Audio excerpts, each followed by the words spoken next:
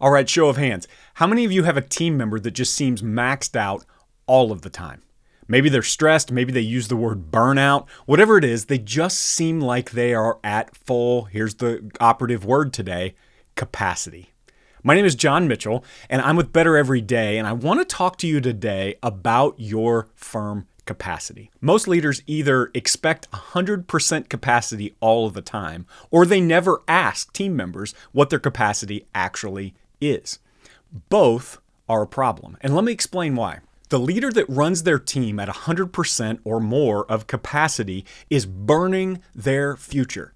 We know that as human beings, we need to be at about 85% of our capacity in order to be healthy. Now, in that last 15%, I'm not suggesting that you take a nap at your desk, but in those moments, what we know is that our brains are triggering best for work to be done in the 85% when we can get space for creativity, for problem solving, and a deep breath mentally. There are two failure modes that I see firms living in, especially during tax season. The first one is an overloaded team. When your team is firing at 100%, they're exhausted. They have no room for problem solving. This is where we get bottlenecks and serious problems in the workflow in our firm. The second problem that I see is hidden equity. That's where you've got some superstars who maybe try to be Superman during tax season or for a specific period of time during the firm's work. And then other people may be going home early. In those moments, you create this inequity in terms of the capacity that's not good for the team, it's not good for the morale, and it's actually really bad too for the business model of the firm, understanding where the money is being made and where we may have leakages. Both of these problems result in things like missed deadlines, burnout, and even just disengaged employees over a long period of time. So your one big idea for today when it concerns capacity is to begin to think of your capacity in the firm and each individual team member's capacity at being 85% instead of 100%. And here's why. This isn't some sort of a soft, be easier on your people conversation, although I do like those. This one is about efficiency. This is about giving time, energy, and space for your team to work inside the margins of a healthy firm. When I think about capacity, I think of it visually almost like an 8.5 by 11 sheet of paper that somebody has written on from the top left-hand corner all the way to the right-hand corner and all the way to the bottom of the page on both corners. It would make you anxious just to look at that piece of paper.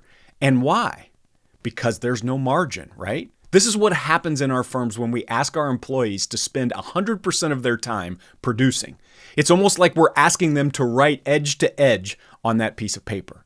And when we do, it doesn't give them the brain space, it doesn't give them the creativity, and it certainly doesn't give them the problem-solving space in order to create the kind of work that gets better every day. Firm owners, you want your team to be better tomorrow than they are today?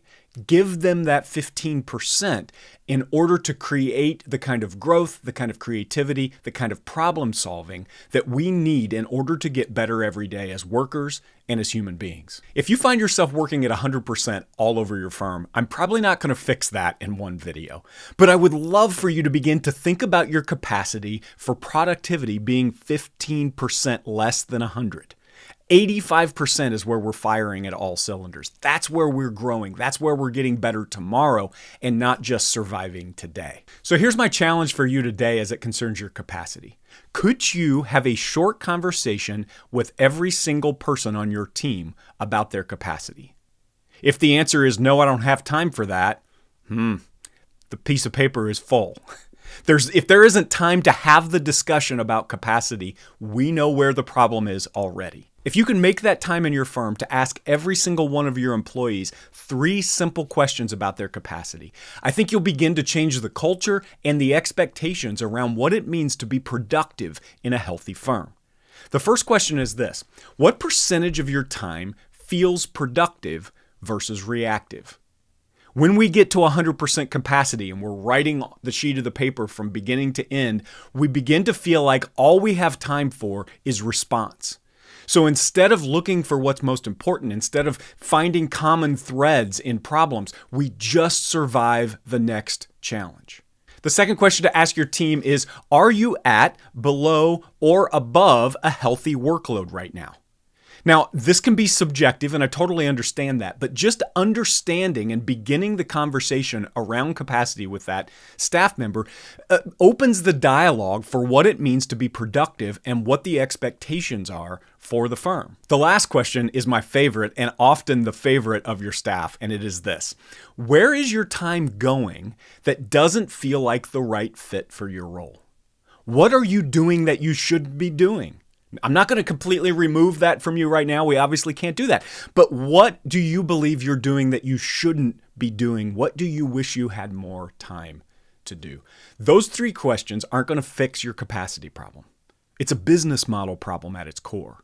But those questions will begin to show you where the capacity problems are in your firm and begin to draw links between what are the common denominators in creating a firm that is reactive, a firm that can only operate page to page, corner to corner, and has used every moment of time on productivity instead of getting better, finding the problems, getting rid of the bottlenecks, and moving forward as a firm.